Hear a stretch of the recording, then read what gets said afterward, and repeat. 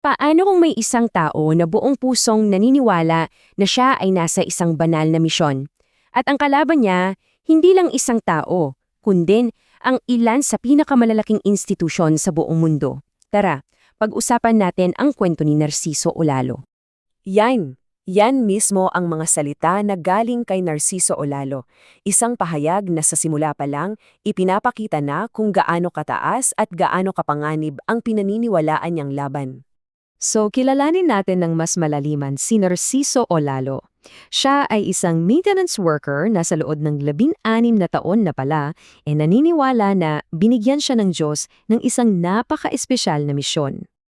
At para malinaw, hindi raw ito isang biglaang kapriso o desisyon, halos 16 na taon na siyang nasa landas na to, matiagang inaaral at inihahanda ang sarili para sa misyon na ito, ang ilantad daw ang negosyo sa likod ng relihiyon. So ano ba talaga ang nagtutulak sa kanya? Well, para sa kanya, simple lang ang dahilan. Ito raw ay para ipagtanggol ang Diyos at kasabay nito para iligtas ang mga tao mula sa isang sistemang pinaniniwalaan niyang mali. Okay, so ano ba talaga yung problema na nakikita ni Olalo? Ano yung pinaka-core, yung puso ng kanyang akusasyon? Well, napaka-spesifiko nito. Kasi para sa kanya, ang pananampalataya ay ginawa na raw isang malaking negosyo ng mga pari at pastor. Kumbaga, ang tingin niya sa kanya ay hindi na mga pastol ng kawan, kundi mga business owner na ang produkto ay ang Diyos.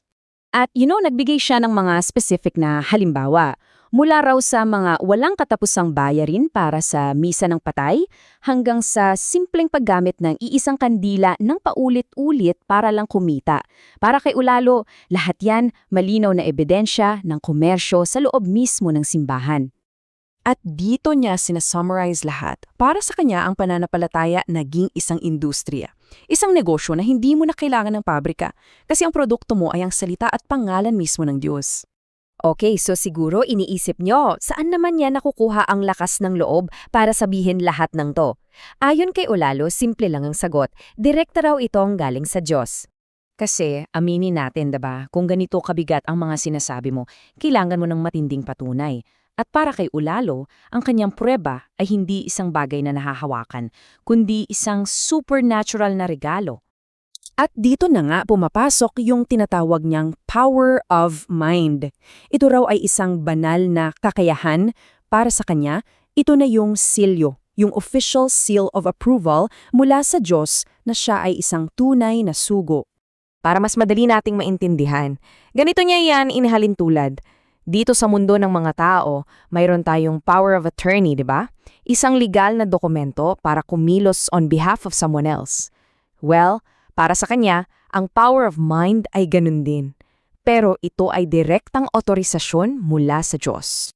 At dito na nagiging mas intense ang lahat. Dahil sa misyon niyang ito, naniniwalo si Olalo na nasa matinding panganib ang buhay niya.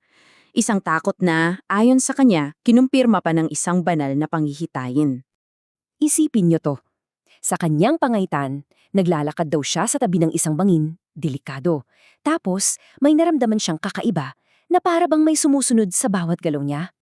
At mula sa kawalan, isang boses daw ang dumagundong, isang direktang babala na nagsasabing, mag-iingat ka, todo bantay sila sa iyo.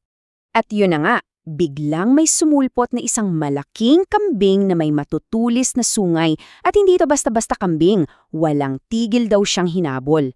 Isang desperadong takbuhan kung saan bawat talon niya sa bangin sumasabay din ang kambing. At sa pinakakritikal na sandali, nung akala mo wala ng pag-asa at malapit na siyang maabutan, isang pamilyar na figura raw ang lumitaw para harapin ang panganib, si Jesus Cristo mismo. At dito talaga nagiging, kakaibang kwento kasi ayon kay Olalo, kinausap siya ni Jesus pero hindi bilang isang alagad kundi bilang isang best friend na ang sinabi ay, halika best friend, pagsasampalin natin sila. At yun na nga, nagtapos ang pangitian na pinagtutulungan daw nilang dalawa yung kambing, pinagsasampal hanggang sa mahilo, isang simbolikong paglaban sa kanyang kalaban. Okay, so ano ang ibig sabihin ng lahat ng to? Ano ang symbolism ng kambing? Ano ang ibig sabihin ng pangitain na ito para kay Olalo? Well, para kay Olalo, malinaw na malinaw ang sagot. Ang kambing na may sungay, yan daw ang representasyon ng mga pari at pastor na tinutuligsa niya. Kaya para sa kanya, hindi yun isang simpleng panaginip. Isa yung banal na mensahe tungkol sa kanyang mga kalaban dito sa totoong buhay. So, dahil sa lahat ng ito, nasaan na si Olalo ngayon? Ano ang paninindigan niya sa harap ng lahat ng panganib na ito na pinaniniwalaan niya? Kahit mananiniwala siyang may mga gustong manakit sa kanya para lang maprotektahan ang kanilang negosyo, wala raw siyang takot. Handa siya sa anumang mangyari dahil para sa kanya, power ng Diyos ang kalaban nila.